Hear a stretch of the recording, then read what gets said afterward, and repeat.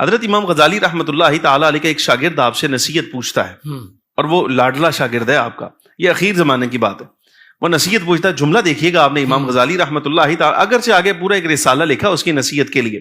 لیکن جو پہلا بنیادی جملہ ہے خطبہ پڑھنے کے بعد، فرماتے ہیں اے بیٹا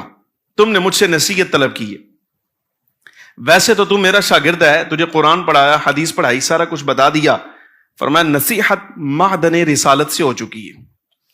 واہ واہ، یعنی امام الانبیاء صلی اللہ علیہ وبارک وسلم نے نصیحت کر دی ہے۔ جملہ سنیے گا، فرماتے ہیں اگر تجھے معدن رسالت کی نصیحت کام نہیں آئی تو غزالی کی نصیحت کیا کام آئے گی؟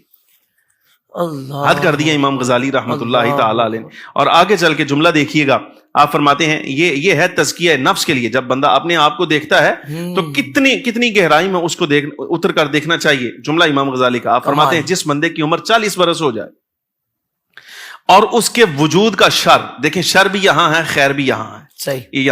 یہ امتحان ہے کہ اللہ تبارک و تعالیٰ جل وعلا نے دونوں چیزیں یہاں ودیعت فرما دی ہیں۔ اب اگر کوئی بندہ اپنے وجود میں موجود خیر کو غالب کر لیتا ہے تو آخرت میں اچھے انجام اور انعام کا مستحق، اور اگر اس کا شر اس کی ذات پر غالب رہتا ہے تو اس کو بڑے کڑے امتحان سے آخرت میں گزرنا پڑے گا۔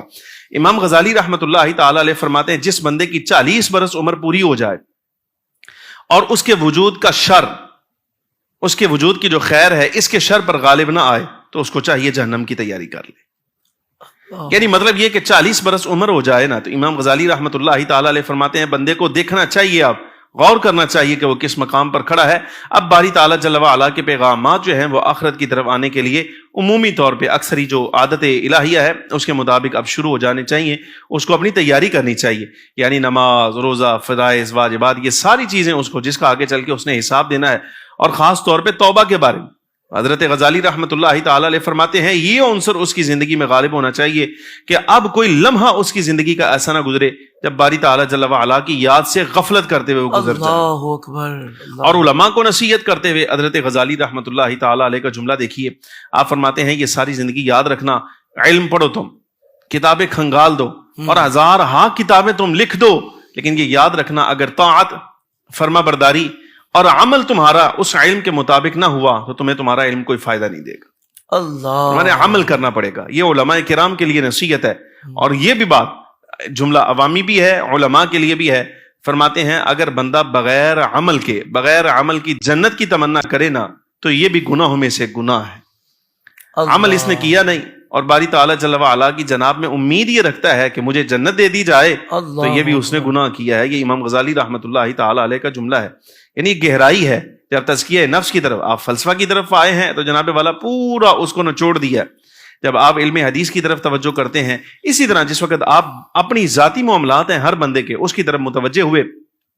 تو غزالی رحمۃ اللہ تعالیٰ علیہ نے پوری چیزیں بندے کی گہرائی میں اتار دی ہیں۔ پڑھنے کی کمی ہے، اگر کوئی بندہ اس کو پڑھتا ہے تو سمجھیے کہ امام غزالی رحمۃ اللہ تعالیٰ علیہ کی تحقیقات اور ان کے نصائح اس کے لیے فائدہ مند ثابت ہوں گے۔ نہیں پڑھتا تو وہ اپنے انجام کا خود ذمہ دار ہوگا۔ اللہ اکبر۔ سن 505 ہجری میں آپ کا وصال ہوا، اور اس وقت آپ نے بہت ساری نصیحتیں جو شاگرد طلباء پاس موجود تھے ان کو کی۔ ان میں سے ایک نصیحت یہ تھی، فرمایا علیک بالاخلاص، اے میرے بچوں ہمیشہ اپنے عمل میں اخلاص رکھنا، ہمیشہ اپنے عمل میں اخلاص۔ اخلاص کا مطلب یہ ہے کہ تمہارے دینی معاملات، دنیاوی معاملات فقط رضا الہی کے لیے ہونا چاہیے، غیر کی رضا کے لیے تم سے کوئی عمل نہیں ہونا چاہیے، یہ وبال کا سبب بن جائے گا۔ اور وصال فرمایا،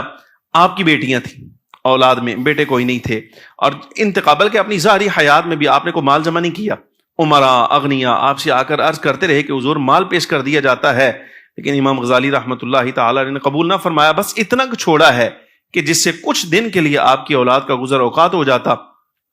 وصال کے بعد توس کے مقام پر آپ نے خود وصیت فرمائی تھی کہ میرا جو وصال ہے جب ہو جائے تو اسی گھر میں جہاں میں رہتا ہوں یہی میری تدفین کر دی جائے، یعنی کوئی مناسب جگہ دیکھ کر یہی میری تدفین کر دی جائے۔ اور توس کے مقام پر حضرت امام غزالی رحمۃ اللہ تعالیٰ علیہ آپ کی تدفین عمل میں آئی۔